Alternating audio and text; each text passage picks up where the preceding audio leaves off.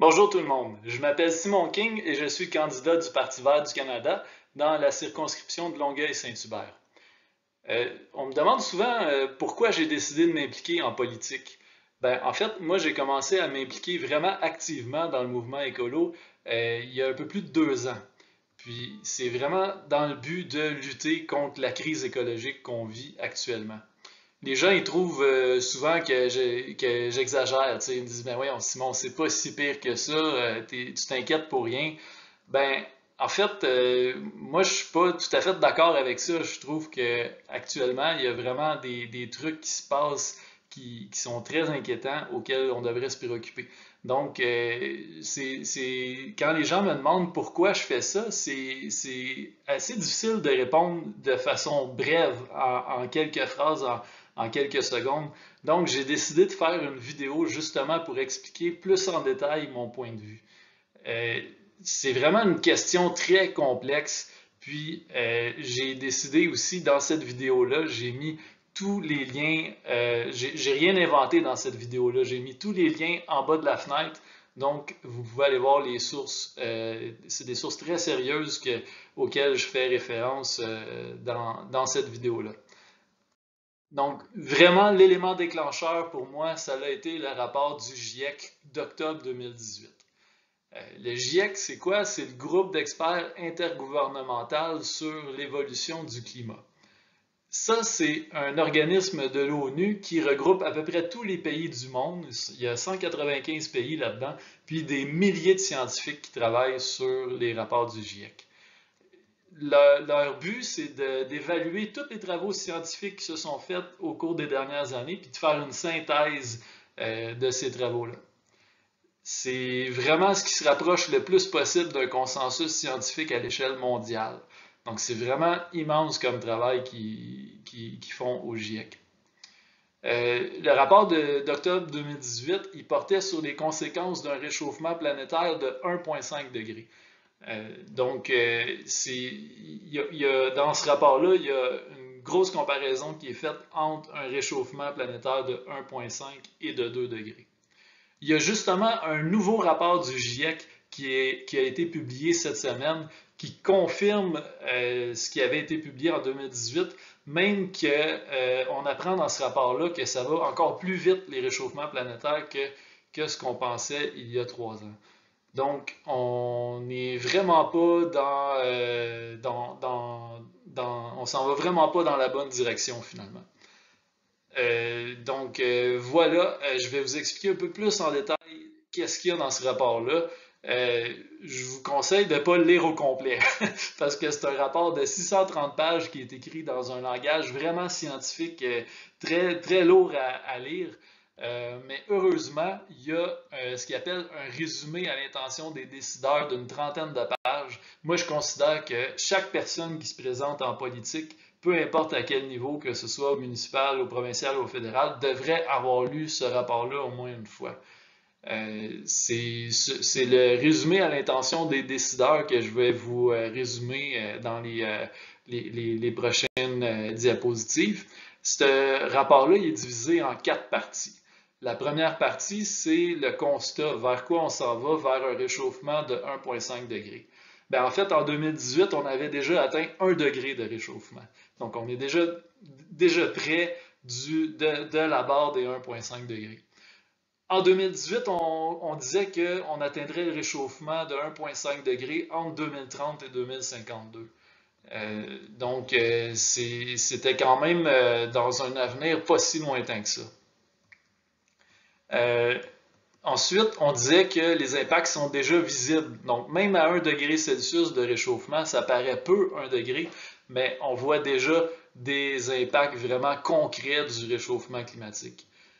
Puis aussi, ce qui est le plus important là-dedans, ce qui est à retenir, c'est que plus le réchauffement augmente, plus les risques vont aller en augmentant.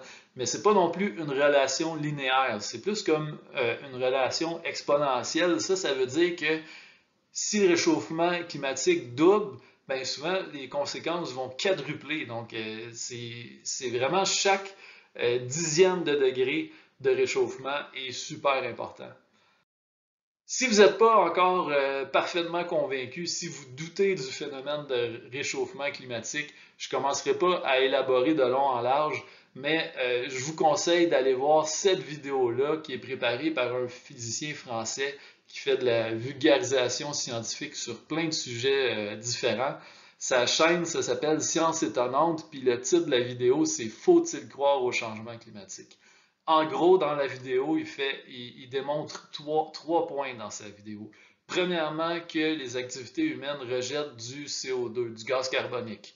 Deuxièmement, que le CO2, c'est un gaz à effet de serre. Et troisièmement, les gaz à effet de serre réchauffent la planète. Donc, finalement, c'est les activités humaines qui réchauffent la planète. Ça, c'est ce qui est à retenir dans cette vidéo-là. Je reviens au rapport du GIEC, excusez pour la petite parenthèse. La deuxième partie du rapport du GIEC d'octobre 2018, ça parlait des fameuses conséquences du réchauffement planétaire. C'est bien beau, il va faire 1 degré de plus, mais concrètement, qu'est-ce que ça veut dire? C'est pas juste le 1 degré de plus, c'est la moyenne mondiale sur toute une année. Donc, on peut comprendre que ça, c'est pas les extrêmes de température qu'on va rencontrer au cours d'une année.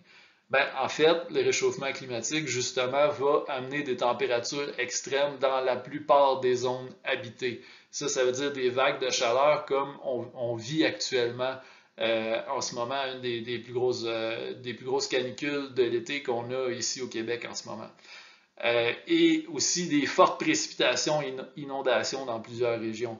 Donc, on l'a vu en Europe cette année, c'est terrible ce qui s'est passé en Allemagne, en Belgique, il y a plus de 200 morts.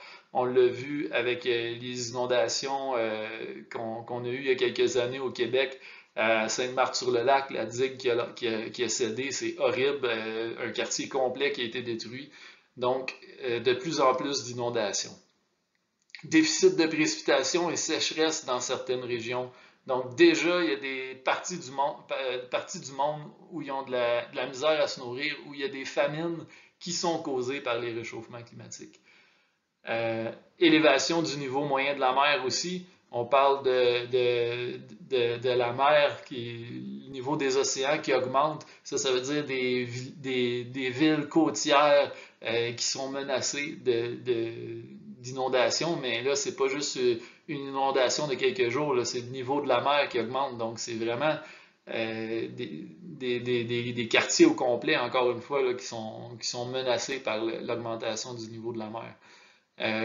Au niveau des océans, on peut aussi parler d'acidification des océans, la diminution de l'oxygène dans les océans, la dégradation des récifs coralliens et aussi ce qui est interrelié à ça, c'est la fonte de toutes les calottes glaciaires. Donc les glaciers qui se déversent dans les océans rejettent de l'eau douce, ça vient ça aussi perturber les océans de toute la planète. Ensuite, impact sur la biodiversité et les écosystèmes. Donc, on le sait, il y a de plus en plus d'espèces qui sont menacées d'extinction. Aussi, la quantité d'individus de chaque espèce est en chute libre. Donc, c'est vraiment des impacts majeurs sur les écosystèmes. Et tout ça, toutes ces conséquences-là amènent des risques très importants pour la santé, que ce soit la mortalité liée à la chaleur, les maladies à transmission vectorielle comme la maladie de Lyme qui se répand de plus en plus au nord, qu'on n'entendait pas parler il y a quelques années, mais que maintenant on vit avec maintenant ici à Longueuil. Et aussi tout ce qui est au niveau de la sécurité alimentaire, j'en ai parlé tantôt, des parties du monde où qui ont déjà en ce moment de la misère à se nourrir, ça l'exacerbe les problèmes de famine partout dans le monde. Et ensuite, on peut parler d'approvisionnement en eau.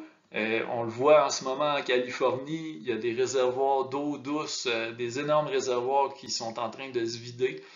Et tout ça, évidemment, ça amène des problèmes de sécurité des personnes et de croissance économique. Ça peut même, il y a certaines personnes qui parlent même que ça peut lier éventuellement à des guerres, des guerres climatiques. Donc, les pays qui se retrouvent en position là, de détresse À un moment donné, il peut y avoir des sérieux risques sur la sécurité nationale dans ces pays-là, mais dans les autres pays aussi.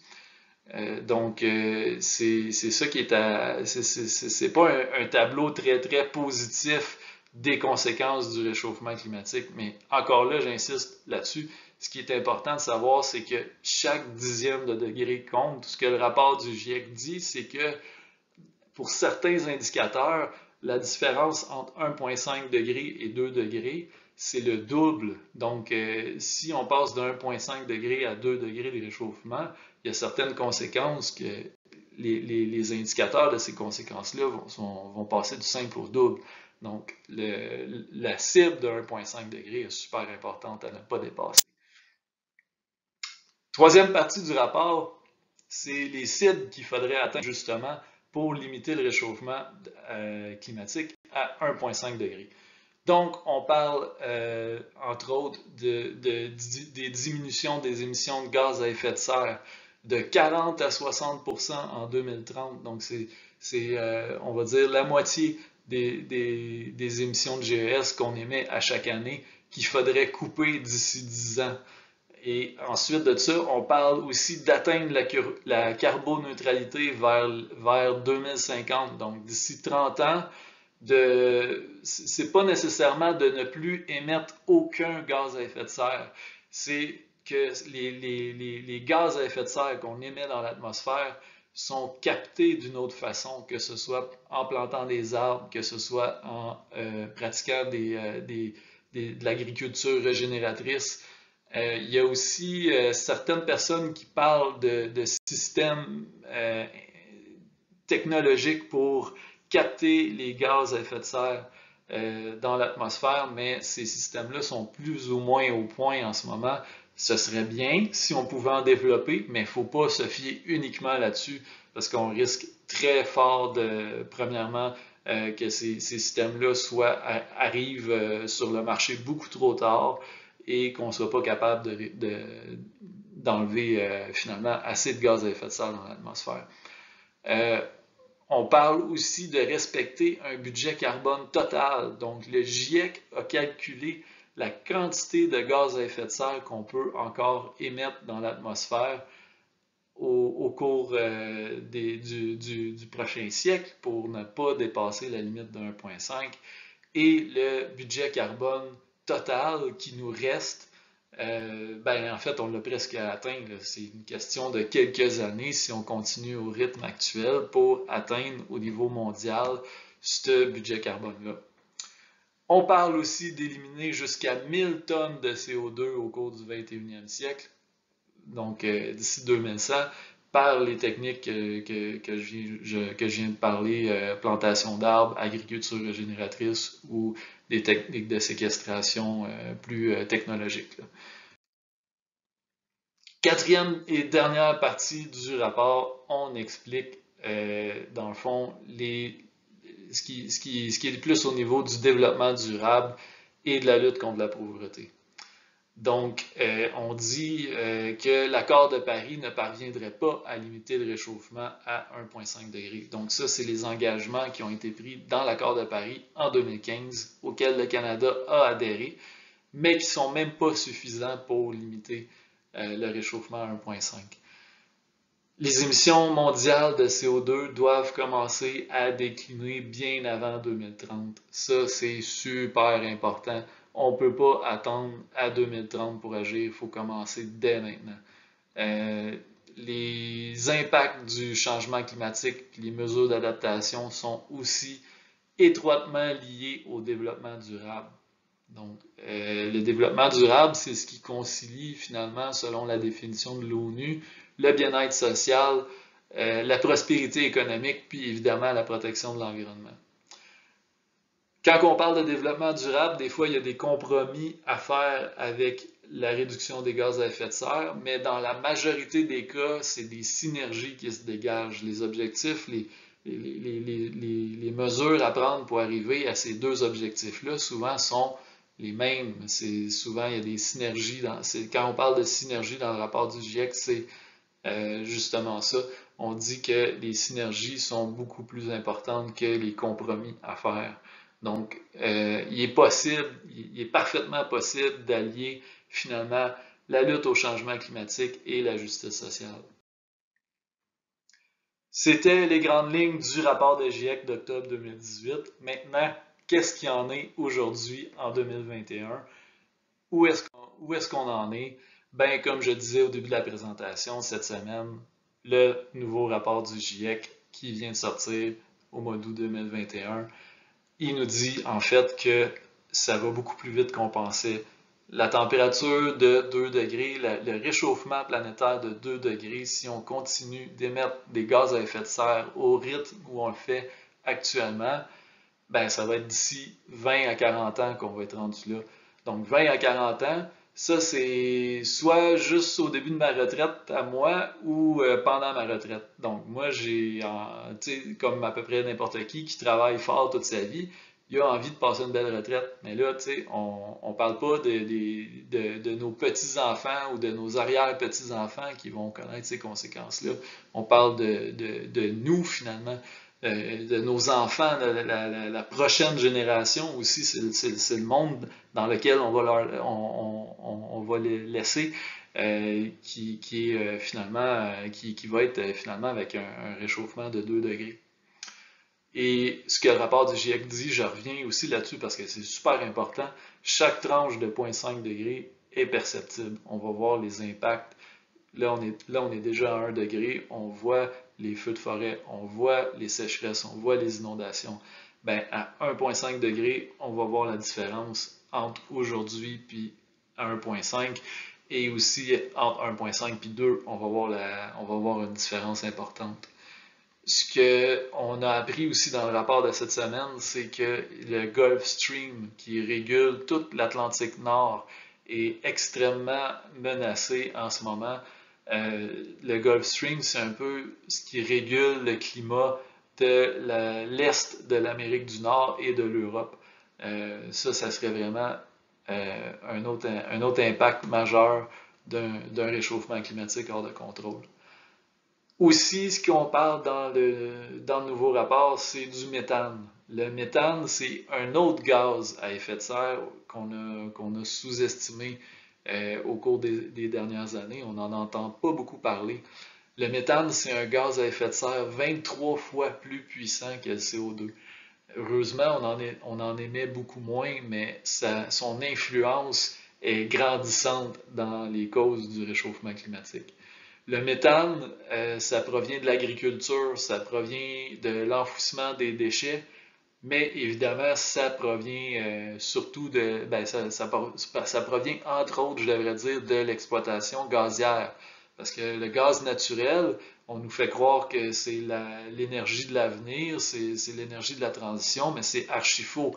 Le gaz naturel est composé à 95% de méthane. Donc, c'est autant dire que c'est pratiquement uniquement du méthane qui se retrouve dans le gaz naturel.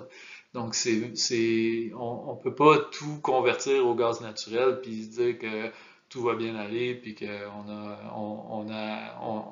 on est arrivé à la transition énergétique. C'est archi faux. Je vous parle aussi d'une étude qui est sortie en juin 2021 de l'Agence nationale océanique et atmosphérique. Ça, c'est une agence fédérale américaine. C'est eux qui ont les plus anciennes lectures de la concentration de gaz à effet de serre dans l'atmosphère. Ils ont commencé en 1958, on était autour de 310 ppm. On est rendu aujourd'hui, dans le fond, les pointes se mesurent au mois de mai. C'est au mois de mai que à cet observatoire-là, à Hawaï, à Mauna Loa, c'est à ce moment-là qu'il y a le plus de gaz carbonique, de CO2 dans l'atmosphère. On était rendu à 419 ppm. On n'a pas les lectures précises avant 1958. Par contre, avec les carottes, les carottes qu'on fore dans la glace de l'Antarctique, de l'Arctique, pardon, on est capable d'évaluer que avant l'ère pré-industrielle, autour du 18e siècle, on était à 280 ppm. Aujourd'hui, on est rendu pratiquement à 420 ppm, donc c'est une fois et demie. Il y a 50% plus de de gaz carbonique, pardon, de CO2 dans l'atmosphère qu'avant la révolution industrielle. Cette concentration-là en gaz à effet de serre est sans précédent depuis 4 millions d'années. Donc ça fait 4 millions d'années qu'il n'y a pas eu autant de CO2 dans l'atmosphère. À cette époque-là, le niveau de la mer était plus élevé d'une vingtaine de mètres, les températures étaient plus élevées à environ 4 degrés, puis il y avait des forêts en Arctique. Donc c'était vraiment une époque complètement différente à ce qu'on connaît aujourd'hui. Puis qui sait, dans quelques siècles, c'est peut-être vers ça qu'on s'en va. Dernière étude que je veux vous parler, c'est l'Organisation météorologique mondiale, un autre organisme de l'ONU, en mai 2021, qui annonce qu'il est de plus en plus probable d'atteindre 1,5 degré dès 2025. Soit, ça, en 2025, c'est le prochain mandat du gouvernement fédéral. Donc, ça serait, il y a une possibilité, 40% de possibilité, c'est pratiquement une chance sur deux, d'atteindre une température au cours d'une année de 1,5 degré au-dessus des températures qu'on avait à l'ère pré-industrielle. Donc c'est quand même assez alarmant aussi. Il y a eu un record de chaleur de tous les temps. Il a été enregistré en 2016. L'année passée, en 2020, c'était une des 3 années les plus chaudes enregistrées depuis l'ère pré-industrielle. Ben, il est très probable, 90% de chances, de dépasser le record de 2016 d'ici 2025. Donc, il reste grosso modo 4 ans pour arriver en 2025. Fait qu'il est possible, il est très possible, 90% de chances qu'il y ait une de ces 4 années-là qui fracasse le record des chaleurs enregistrées en 2016. Et aussi, je vous montre cette image-là, parce que de façon visuelle, on le voit très bien. L'hémisphère nord se réchauffe beaucoup plus vite que l'hémisphère sud, en particulier la région arctique. Ce qui est en rouge, c'est foncé, c'est les températures, le réchauffement là, qui est plus entre 2 et 3 degrés. Donc, toute la partie arctique se réchauffe beaucoup plus vite que le reste du monde. Ça m'amène à parler du Canada parce que on parle d'élections fédérales ici en ce moment, donc c'est vraiment le sujet auquel je veux m'attarder le plus. Il y en a souvent qui vont dire, ouais, mais le Canada, qu'est-ce qu'on a à faire là-dedans? On représente 0,5% de la population mondiale. Nos émissions de gaz à effet de serre, finalement, sont négligeables. Ben oui, c'est vrai qu'on représente juste 1,5% de la population mondiale, mais ce qui n'est pas vrai, c'est que nos émissions de gaz à effet de serre sont négligeables. Je vais vous montrer pourquoi.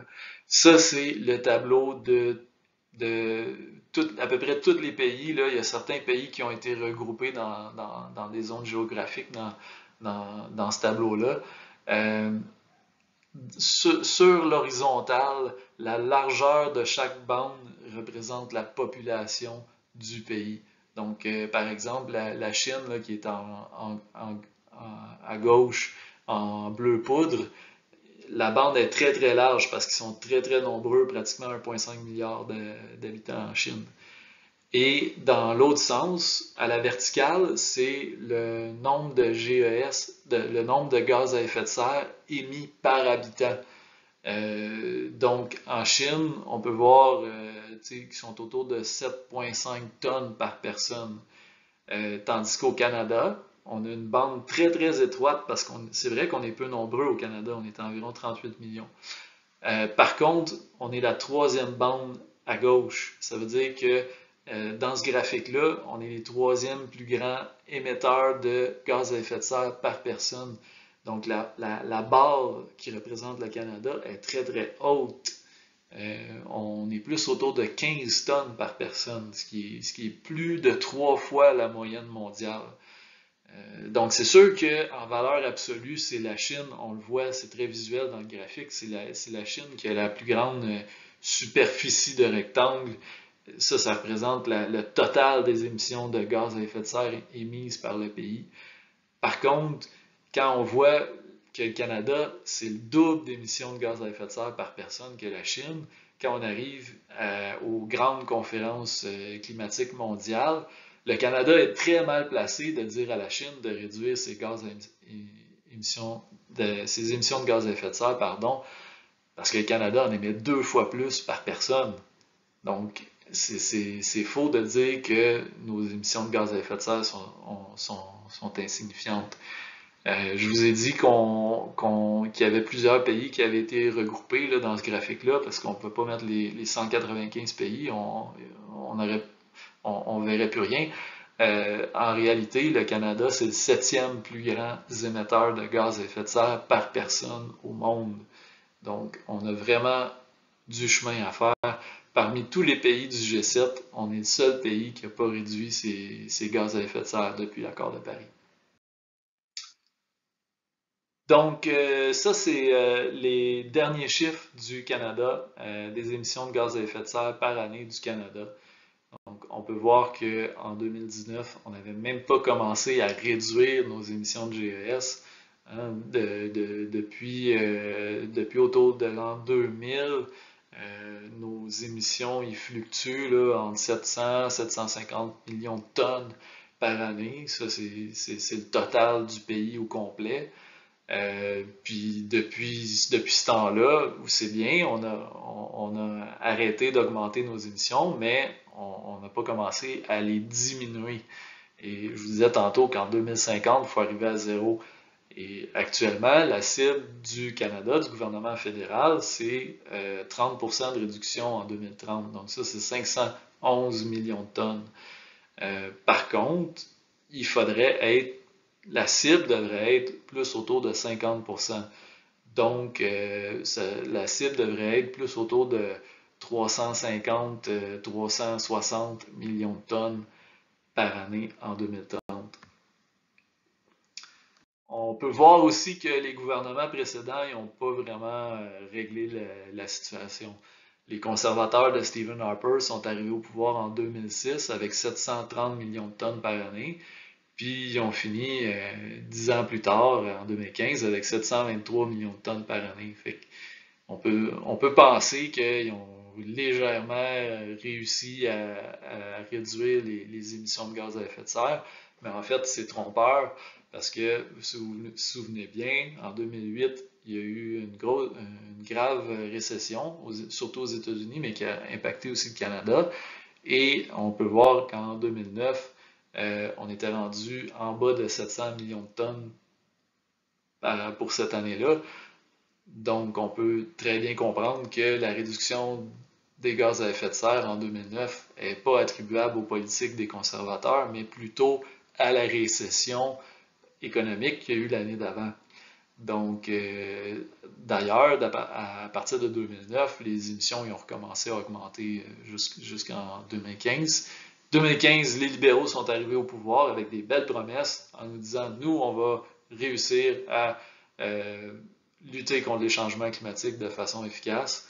Par contre, le dernier rapport en 2019, toujours aucun changement dans les émissions de gaz à effet de serre. On est toujours autour de 700-730 millions de tonnes par année. Donc, est-ce qu'on peut faire confiance aux libéraux pour un autre mandat? Moi, je pense que poser la question, c'est y répondre, mais ce sera aux électeurs de juger, bien évidemment. Vous pouvez peut-être vous demander pourquoi on en émet autant des émissions de gaz à effet de serre au Canada. Ben, on peut décortiquer un peu plus le rapport annuel des émissions de gaz à effet de serre, puis y aller par secteur. Dans ce tableau-là, chaque couleur représente un secteur différent. Dans le bas du tableau, c'est l'exploitation pétrolière et gazière qui représente 26% des émissions de gaz à effet de serre.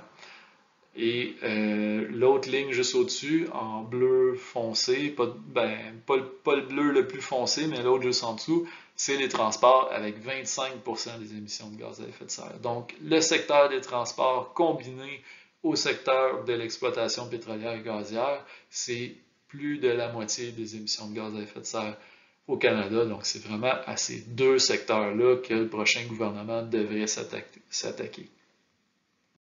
Maintenant, si on regarde en détail un peu plus secteur par secteur, le premier secteur que je vous ai parlé, c'est l'exploitation pétrolière et gazière. Donc, on voit que les émissions liées au pétrole conventionnel et au gaz naturel se sont stabilisées autour de 80 millions de tonnes vers l'an 2000. Ça veut dire qu'il n'y a pas eu d'augmentation notable, mais il n'y a pas eu de diminution notable non plus. Donc, c'est pas nécessairement mauvais, mais il faudrait faire beaucoup mieux que ça. Euh, ce qui est alarmant, c'est les émissions liées au sable bitumineux qui ont triplé depuis 20 ans, en passant de 25,5 millions de tonnes en 2000 jusqu'à 83,1 millions de tonnes en 2019. Euh, c'est impératif, si on veut être sérieux dans la lutte au changement climatique, d'abandonner le plus rapidement possible le secteur des sables bitumineux, le secteur industriel des sables bitumineux. On y reviendra un peu plus loin. Au Parti vert, on ne dit pas de mettre tout le monde qui travaille dans les sables bitumineux à la porte. On dit de les accompagner vers d'autres emplois tout aussi bien valorisants et rémunérés, mais des emplois qui sont plus dans des filières d'énergie verte. Le deuxième secteur que je vous ai parlé tantôt, c'est le secteur des transports. C'est principalement la livraison des marchandises par camion qui a augmenté au cours des dernières années. On peut penser que c'est que l'arrivée du commerce en ligne a certainement dû jouer un rôle là-dedans, mais aussi l'augmentation de la taille des véhicules personnels. Ça, c'est important à réaliser. Depuis le début des rapports d'émissions de gaz à effet de serre, il y a une légère diminution des émissions de gaz à effet de serre causées par les voitures, les voitures normales finalement. Par contre, ça c'est les voitures normales, c'est les bandes, le bleu le plus foncé, le bleu du bas. Par contre, la bande juste au-dessus, c'est les véhicules passagers qu'on appelle camions légers, qu'on ce soit les camionnettes, là, les pick-up ou les VUS. Ça, c'est vraiment ce secteur-là qui a vraiment augmenté de façon phénoménale là, depuis le début des années 90, depuis qu'on a commencé à faire les rapports d'émissions de gaz à effet de serre au Canada. Donc, ce qu'il faut faire ici, c'est vraiment électrifier les transports, mais aussi modifier la façon qu'on transporte les marchandises, puis la façon qu'on se déplace aussi. Faut réduire aussi notre dépendance à l'automobile, c'est absolument primordial. La bonne nouvelle, c'est vraiment dans le secteur de la production d'électricité. Je n'ai pas envie de trop vous démoraliser, là. Il y a quand même, il y a quand même des percées là, qui sont importantes à souligner. C'est la fermeture de plusieurs centrales au charbon qui a permis d'avoir une certaine diminution des gaz à effet de serre dans la production d'électricité. Finalement, dans ce secteur-là, c'est à peu près le charbon qui est à peu près l'unique responsable des émissions de ce secteur-là. C'est les bandes vertes pâles qu'on voit dans le bas du graphique.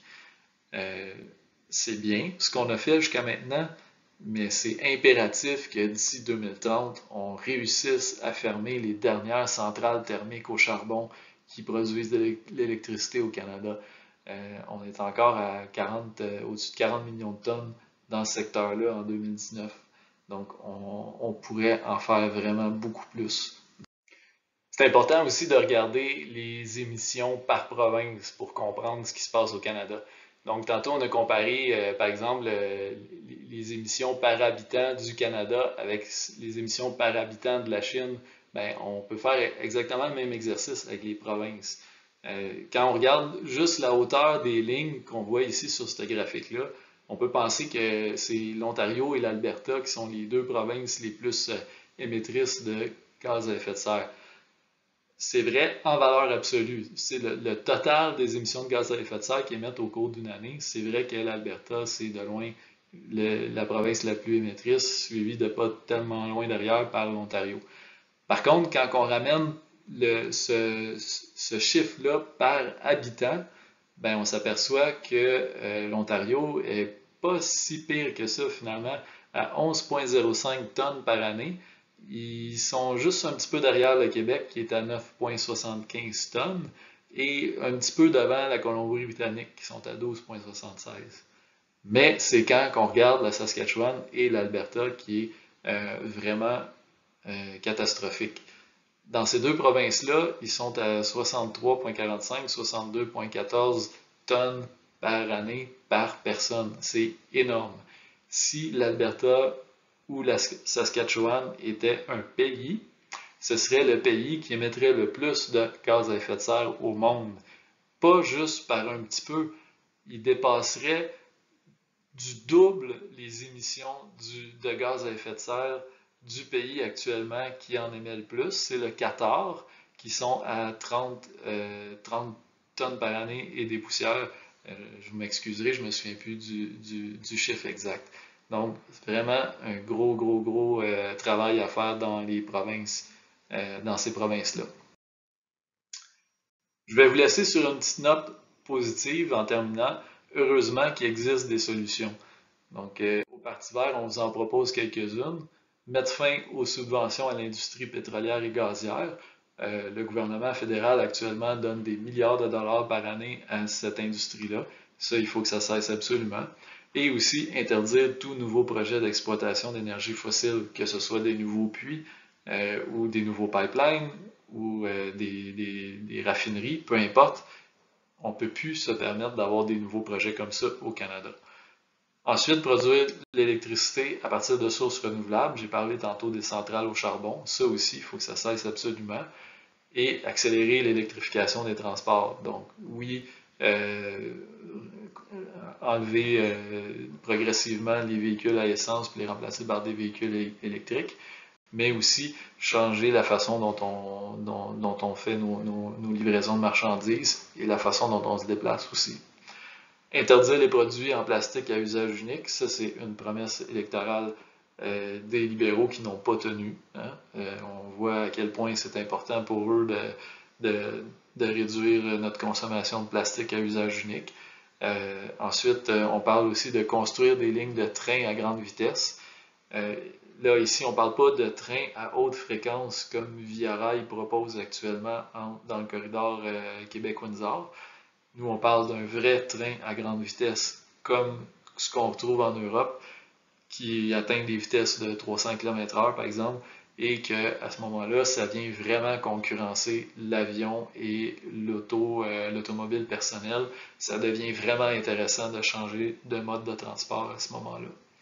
Aussi des lignes de train régionales pour les secteurs un peu moins densément peuplés. Soutenir les pratiques agricoles et biologiques et locales, très important pour le Parti vert, mais surtout pour réduire les émissions de gaz à effet de serre. On parle de protéger 30% des eaux douces, des océans et des terres d'ici 2030. Ça, c'est un objectif qui nous tient beaucoup à cœur, qui était dans notre ancienne plateforme électorale, qui va vraiment permettre de capter beaucoup plus de CO2. Puis finalement, le dernier point est très important, c'est accompagner les collectivités et les employés dans la transition. C'est bien beau de proposer tous ces changements-là, mais c'est inévitable qu'il y a certaines personnes qui vont devoir réorienter leur carrière. Donc au Parti vert, on ne les laisse pas de côté, ces gens-là. On les accompagne dans la transition, on les forme, on leur trouve un nouveau travail pour qu'ils puissent s'épanouir, qu'ils aient une vie bien remplie eux aussi. Donc, évidemment, aussi, la solution qu'on vous encourage d'adopter, c'est de voter pour le Parti vert du Canada. On pense qu'on représente l'option la plus sérieuse en matière de lutte au changement climatique et de lutte contre la crise écologique. Et évidemment, c'est important de voter, mais c'est aussi important de voter pour nous. Donc, je vous remercie beaucoup. J'espère que la vidéo vous a plu. Vous pouvez vous abonner à ma chaîne YouTube. Vous pouvez aussi vous abonner à notre page Facebook.